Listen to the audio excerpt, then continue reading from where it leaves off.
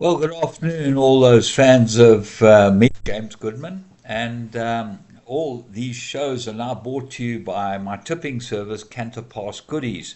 Canter Pass Goodies, as you know by now, is basically a service which does tip sheets and everything. And we present tip sheets every single race day in South Africa to anyone who's interested.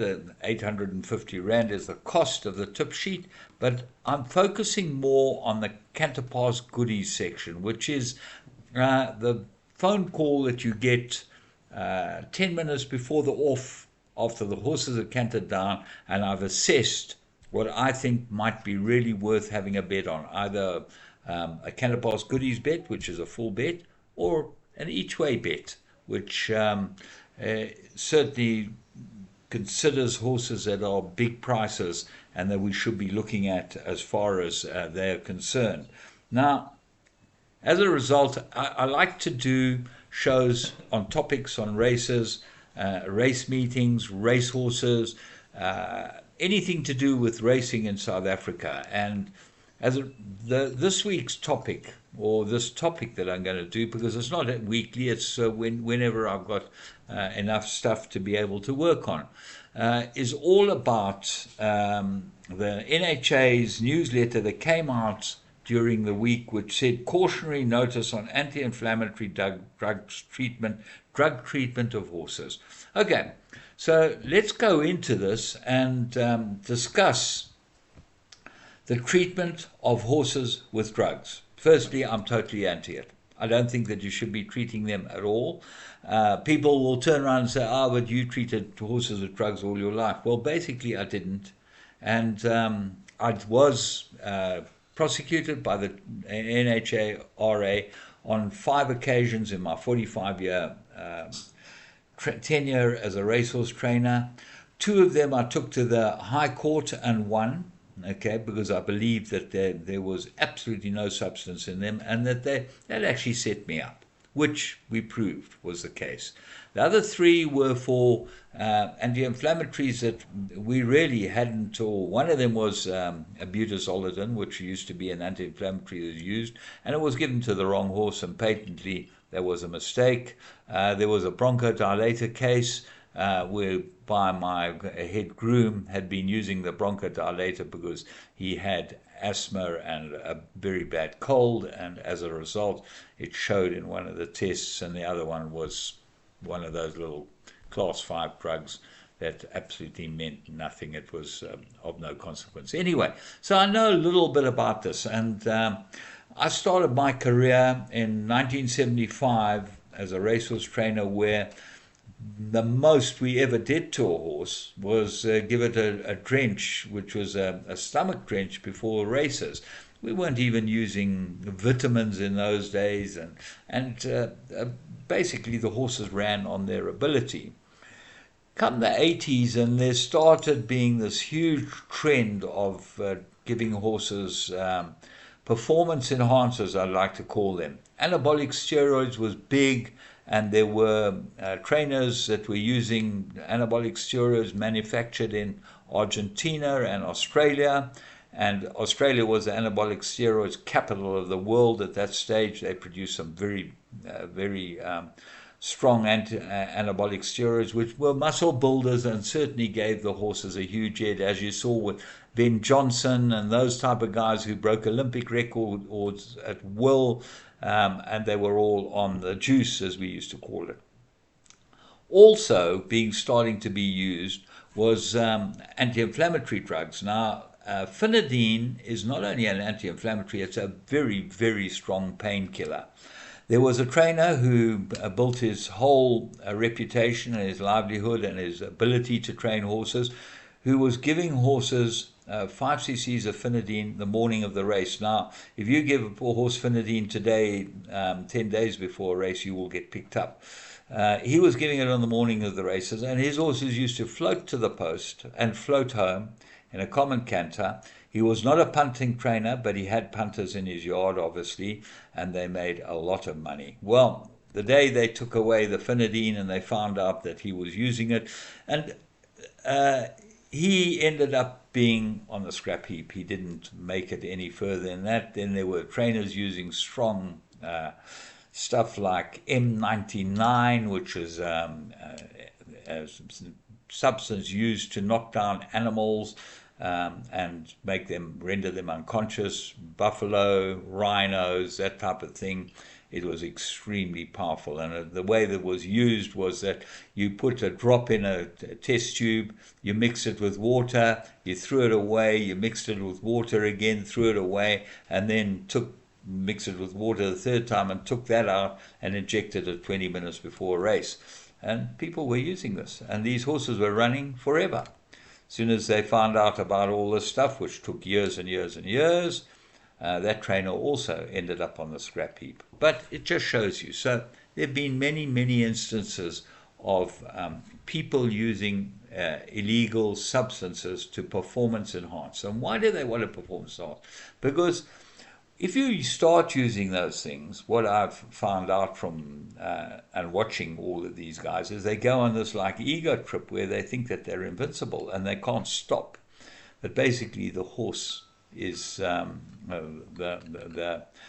misconstruent of this whole thing. The poor horse has to endure these injections, and everything's done by injections. There's no other way of doing it.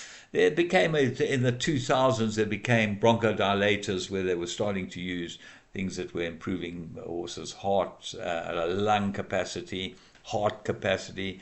Then there was the use of EPO, which is with growth hormones, which was started putting huge muscle on horses, making them much, much more physically strong at younger stages. So let's take a look at the latest. That's a sort of background as to what has been going on. So now we get this letter from the NHRA, cautionary notice on anti-inflammatory drug treatment of horses. And why this is very important, because it seems that the laboratories, as usual, are not ahead of the game. They cannot get ahead of the game. The drug cheats have always been ahead of the game. So now what they've said in plain English, in simple language, is that they have found all these anti-inflammatory drugs in all their testing, but the drugs come in under the threshold. Well, my question would be immediately, why would the drugs come in under the threshold? Surely the threshold is there to make sure that the horse does not have the drug in its system when it runs. So there should be no threshold. Meloxicam, fluoxetine, and flumethazone. Well, we know all about flumethazone. That's been going around for many years, flumethazone. Most of these things are injected into horses' joints. They're not injected just straight into the system. They're injected into the joints, so they linger there over a period of time. What they do is they're painkillers in the joints. So if a horse needs to have this type of stuff, he's obviously got pains in the joints. Well, he shouldn't be racing then. That's my personal opinion. He should not be racing. That horse should be put out, given a rest, allowed to heal, and if you want to use anti-inflammatories, as they do in any athlete, they use them to help the healing process. They use cortisones and anti-inflammatories which help the healing process. This is not happening. These guys are treating these horses 5 days, whatever, that comes in under the threshold, so it means that the laboratory can take the test and they can find the stuff. They find this juice, they find. But they find it in an amount where it is under the threshold. I think it's incorrect. I really do not believe that you're looking after the horse's well-being by having this threshold. And the thresholds only come in the last 15, 20 years. They started with thresholds. And why they started with thresholds, quite interesting. 1993, I was caught with dexamethasone. 3 cases.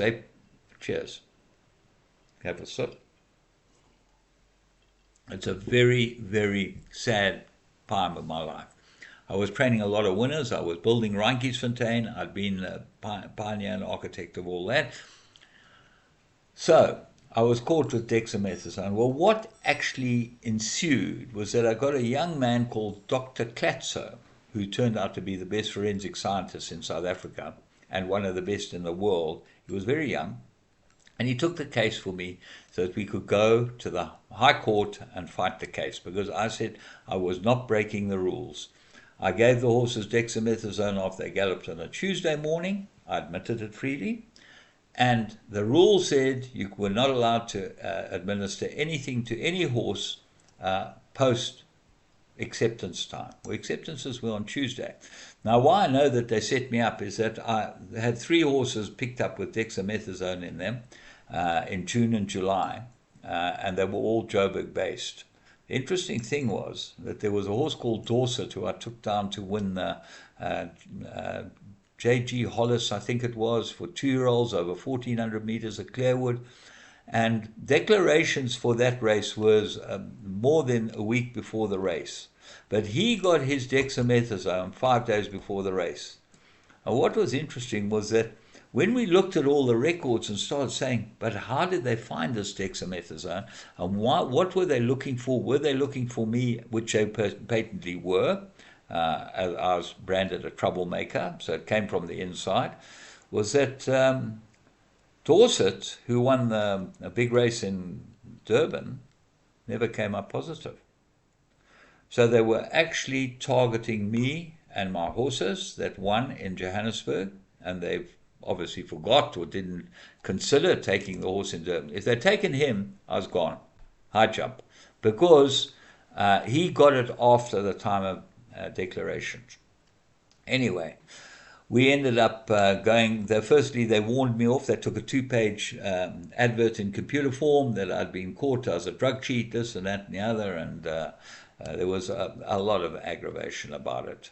My initial sentence was a fine, a really hefty fine in those days, and a 6-month warning off. So we went on appeal. And in the appeal, they reduced it to 30,000 Rand was the fine. I remember really clearly because the then chairman of the Jockey Club came to me afterwards and said, just pay the 30,000, we'll give you time to pay it off, and let's move on. I said, you can go and jump in the flipping lake. Anyway, I took them to the Supreme Court in Johannesburg. I got Klatso to do all types of tests. He took those 3 horses that were caught, and another 3 horses, or another 6 horses he took as regulatory samples just to check. We gave them all dexamethasone. We tested them, the urine every day, and we found that there were minuscule amounts of dexamethasone in the horses come race time. There was there, and that's how they caught me, because they knew it was there. They had taken all my rubbish away. They made the manager at Reinkiesfontein give them all my rubbish, and there they saw the dexamethasone, so they knew it was a slam dunk. Anyway, it was no slam dunk. I got off with costs at the Supreme Court. Brings me back to what's happening to the horses. I do not believe horses should race with any drugs in their systems, and I think that this notice that was sent out shows the shortcomings of the NHRA and their laboratory. Their laboratory is an in-house laboratory. I believe all testing should be done outsourced. It should not be done in-house. It's too close to home. The NHRA should employ either the University of the Free State, which apparently has got a fantastic laboratory. They should close their laboratory down. They've had nothing but problems with their laboratory. There's always been a smell around their laboratory that there's insider trading, if I may call it that, but no, that's the way I'd like to use it. It just doesn't look good. And I think that you should read this notice that we're going to put in. So let's have a look and see what it says.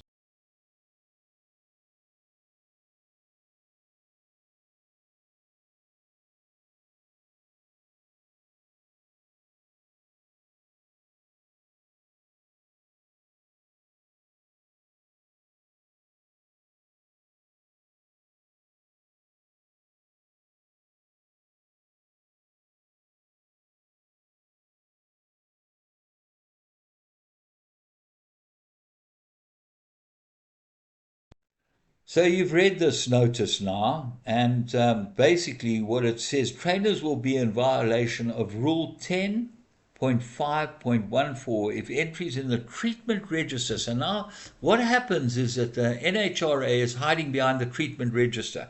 So what they're going to say is that if it's in the treatment register, it's okay. Because what they want to do, in effect, is be able to come to your yard and say, this horse was treated with one of these anti-inflammatories.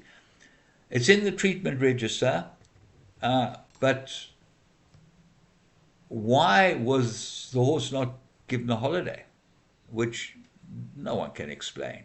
The treatment register is smoke and mirrors. The treatment register is there for them to be able to come into your yard and look at it and say, okay, these horses were given all this stuff, but they cannot act on it. All they act on as far as the treatment register is concerned is that if you have given some horse some treatment and it's not in the treatment register or it's not correctly entered in the treatment register. So all the big stables and the stables that know what they're doing are going to enter the stuff in the treatment register. It does not stop you giving the horses anti-inflammatories. What would stop you, and this is my final word, is that I believe the horses should race with no drugs in their system. There should be an abolition of any drugs in a horse's system, and if that happened, you'd find fair racing, and you'd be able to start straightening up the business that we love and start looking after the horses, which is what you're tasked to do. The NHRA is tasked to looking after integrity of the business and looking after the horse. So that's it from me, James Goodman. What do you think? Write it in the comments below. Let me know. You all know how to get hold of me. And subscribe to Canterpar's Goodies if you want to win money at the races. We've gone 3 months with a profit every single month. And the profit is bigger than your subscription. If you paid R1,000 each way on every Canterpar's Goodies horse, you would have been showing a really good profit over the last 3 months. So, have a look at what we've got. We ask for applications. We want you to apply because we want to get all your information. We just don't say send some money to my bank account. Apply. We put you on the register. We then send you all the terms and conditions and the form to pay. That's how we do it. It's properly run. I think you'll find it would be a service that could really help you win money at the races. Next time, I'm going to be talking about jockeys in this country. Very interesting topic, I think, and you will find some interesting comments from my side. From me, James Goodman, have a wonderful Sunday.